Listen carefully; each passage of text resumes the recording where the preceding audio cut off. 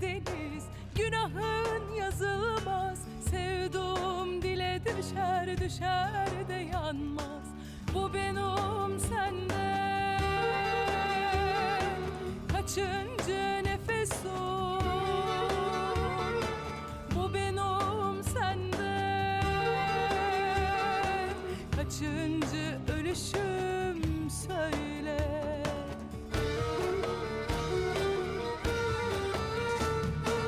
Dağların dumanlı hiç geçit vermez.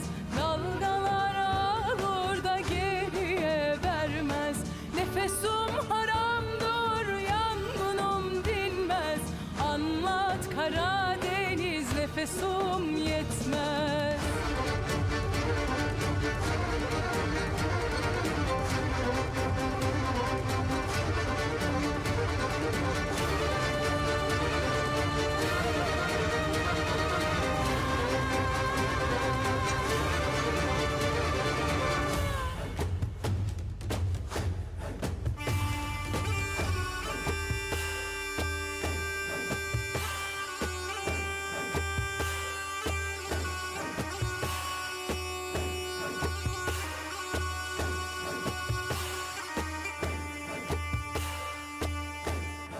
Dağların dumanlı hiç geçit vermez. Dalgalar alır da geriye vermez. Nefesim haramdır, yangınım sönmez. Anlat Karadeniz, nefesim yetmez.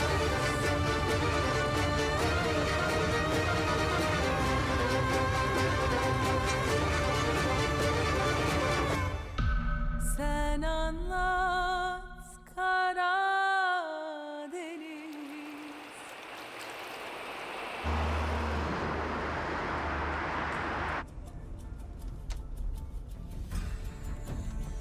Good morning फिकरत भाई।